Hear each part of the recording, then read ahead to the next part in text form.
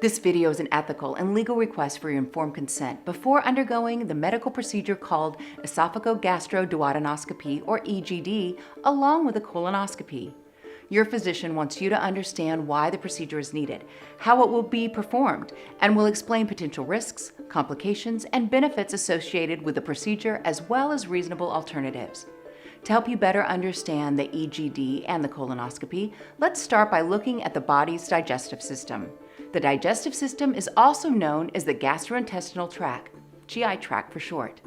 The GI tract includes the mouth, throat, esophagus, stomach, small bowel, and large bowel. The upper GI tract is the part of the system that begins at the esophagus and ends at the upper part of the small intestine called the duodenum. The lower GI tract extends from the upper portion to the lower portion of the colon that ends at the rectum or the sigmoid to the cecum.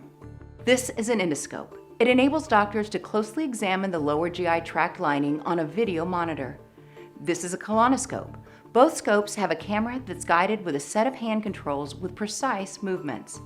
Small openings allow instruments, air, and light to pass through. Using these scopes, your doctor is able to look inside the body's digestive system to examine the internal lining of the GI tract. The endoscope will be inserted into your mouth and guided through the upper GI tract. Your doctor will examine your esophagus, stomach, and duodenum on a monitor as the scope is advanced. The colonoscope is inserted and guided around the curves of your bowel to the end of the colon. During each procedure, your doctor may pause occasionally to inflate certain areas with air for a clearer view.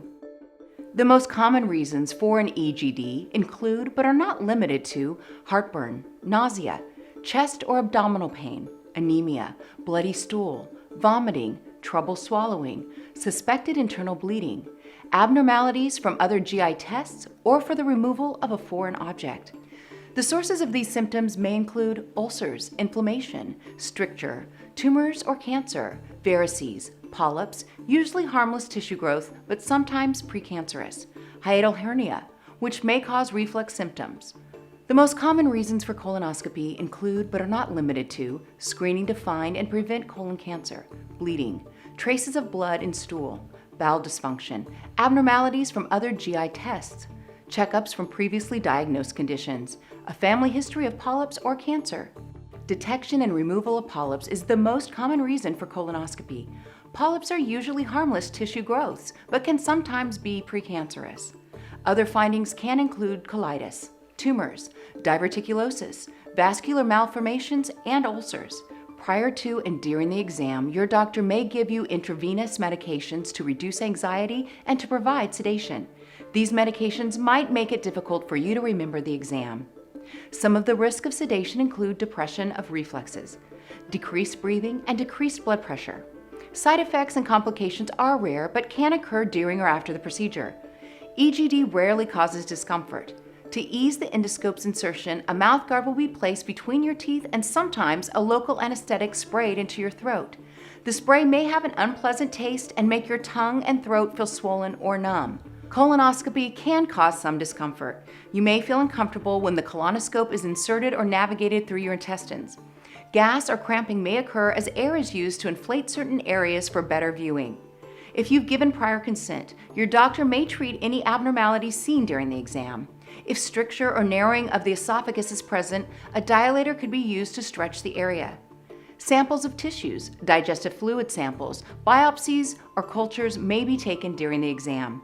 If indicated, a small acid monitor, a Bravo capsule, may be placed to measure acid in the esophagus. If a polyp is discovered, your doctor may remove it using a snare or biopsy forceps inserted through the endoscope or colonoscope. Because your GI tract can be seen so clearly, doctors can determine if further testing will be needed and develop a treatment plan for your diagnosed condition. The EGD and colonoscopy procedures are usually safe and associated with very low risk. However, you should be aware of some of the possible risks. Risks include pain and discomfort, loss of teeth, hoarseness, a tear or perforation of the colon or rectal wall, a tear or perforation of esophagus, stomach, or intestinal wall, bleeding from scope trauma, dilation, biopsy, or polyp removal, cardiac or respiratory complications, reactions to medications, infection, irritation or phlebitis at the IV site, possibility of missing a lesion or cancer, and other risks specific to your physical and medical condition as discussed with you by your doctor. Extremely rare risks include death, brain damage, disfiguring scars, paralysis, loss of function of organ or limb.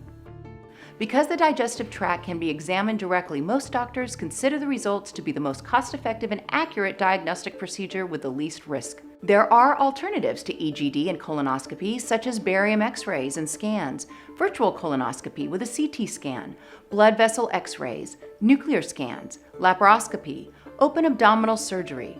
The decision to undergo EGD and colonoscopy is yours and should be based on your doctor's evaluation of your particular problem as discussed with you. Colonoscopy and EGD are not perfect procedures and rarely lesions can be missed, as with any type of evaluation. If you decide not to have this procedure, be aware your doctor may not be able to properly diagnose or treat your condition, which could worsen or in the event of cancer, possibly spread.